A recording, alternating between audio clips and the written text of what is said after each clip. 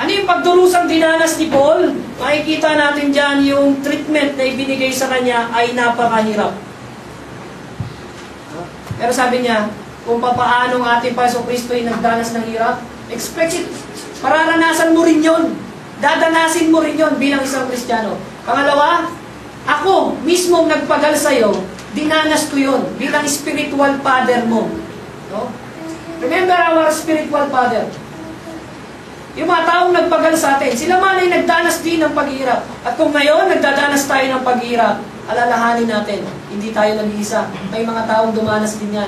Para maibigay sa atin ang mabuting balita. Kung sila'y nag-give up na dahil sa mga pagsubok na kanilang dinadanas, malamang hindi sa atin na hindi tayo nabahaginan ng mabuting balita. Naghirap din sila. Para ano? Para tayo mabahaginan ng salita ng Panginoon. Hindi po madaling magbahagi ng salita ng Panginoon. No? Hindi madaling patanggapin ng isang tao na yes, no lang. Hindi ganon. Kundi you will invest time, you will invest yung knowledge mo, then you will trust itong tao ito, prayer, bibigyan mo. Pero sabi, nagpagal para sa mabuting balita. Suffer for the gospel. Tayo po ba'y nahihirapan? O gusto natin madali lang yung pangangaral ng mabuting balita, yung pag-share. May kahirapan tayong daranasin dyan, pero pasalamat tayo sapagkat ang sabi ng Panginoon, may mga taong dumanas din. At kung ikay dumadanas niyan, welcome, sabi niya. Welcome to the club. Welcome dito sa samahan na ito na nagpapakahirap para sa mabuting balita ng ating Panginoon. Sinabi niya diyan, for which I suffer hardship. No? Ano yun? According to my gospel, sabi yung gospel na yun, dahil sa gospel na yun, I suffer hardship. Ano yung hardship na yun? Ano yung kahirapan na yun? Sabi, even to the imprisonment as a criminal. No? Ano yung binilanggo si Paul? At siya itinuring na isang kriminal. Ano kasalanan ni Paul? Hindi siya pumatay ng tao. Hindi siya nagnakaw. Pero siya itinuring na kriminal dahil sa mabuting balita ng ating Panginoon. Sabi ni Paul, hindi madali yun. Mahirap yun. Dahil nga sa pagkakabilanggo ito, maraming tao tumalikod sa akin. Inayawan ako. Pero hindi siya nag-self-pity. Sapagkat alam niya, sabi niya, bagamat ako'y nandito sa kalagayan ito, remember, Timothy, ang aking pagpapagala hindi nabaliwala. Sapagkat bagamat ako'y nakakulong, hindi kayang ikulong ang salita ng Panginoon. Yeah? Bagamat ako'y nakakulong, hindi kayang ikulong yung salita ng Panginoon. May mga hirap na dinadanas ang bawat isa. Remember yung mga kahirapan nilang yun. Alalahanin natin. Yung mga taong nagpagal din sa atin. Mga leader natin. Remember them. Sapagkat in remembering them, dun tayo napapalakas. O minsan, kaya tayo lalong umihina sapagkat ang tingin natin sa sarili natin, tayo lang yung naghihirap nun.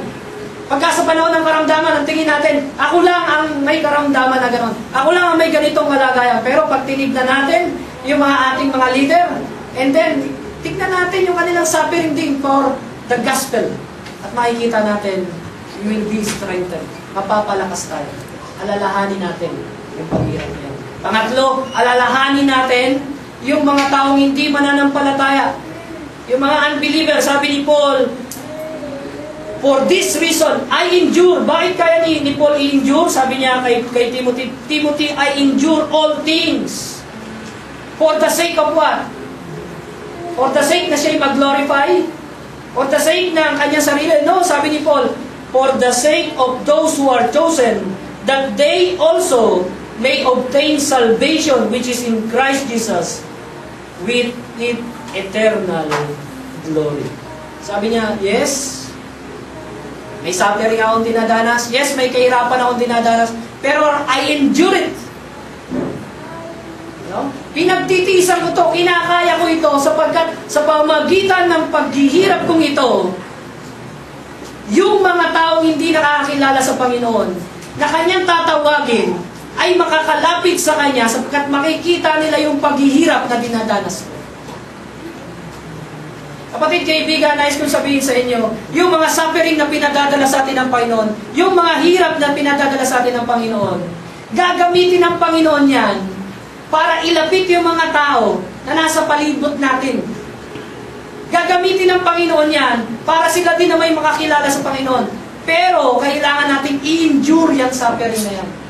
Kung tayo may paharap ng Panginoon sa sakit, sa karamdaman, nais ng Panginoon, endure it.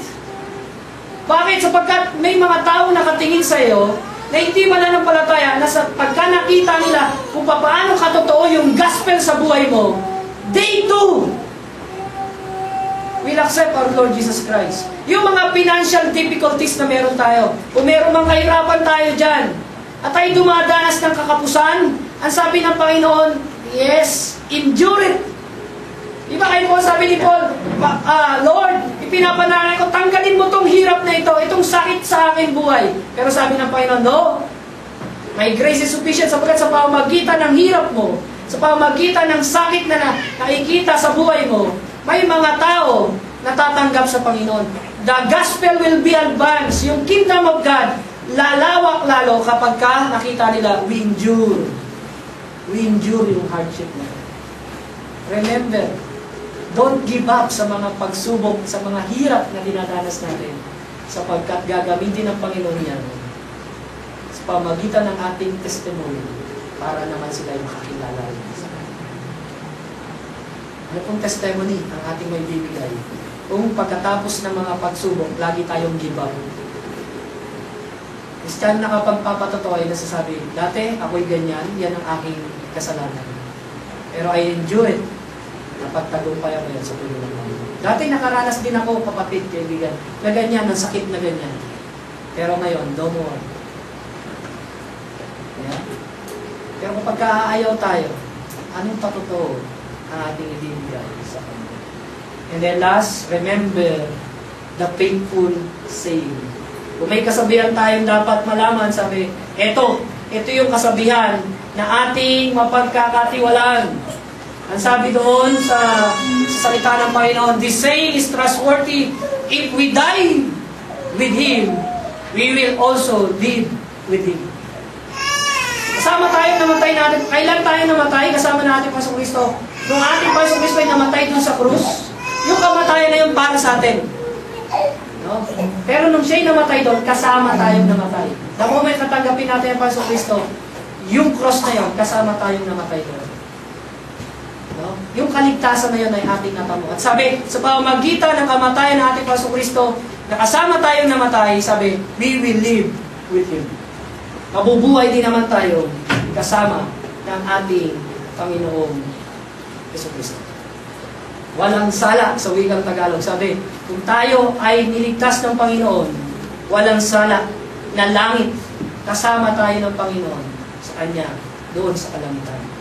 At ang sabi pa niya, kung tayo naman ay magtiis ng hirap sa mundong ito, maghahari naman tayong kapiling ng ating Kristo. With your hardship, sabi, sa mundong ito, ano sabi?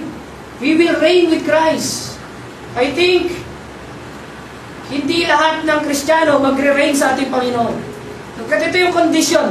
Ang sabi doon, ang Kristiyano magre-reign with Christ ay yung Kristiyano na endure yung hardship. No?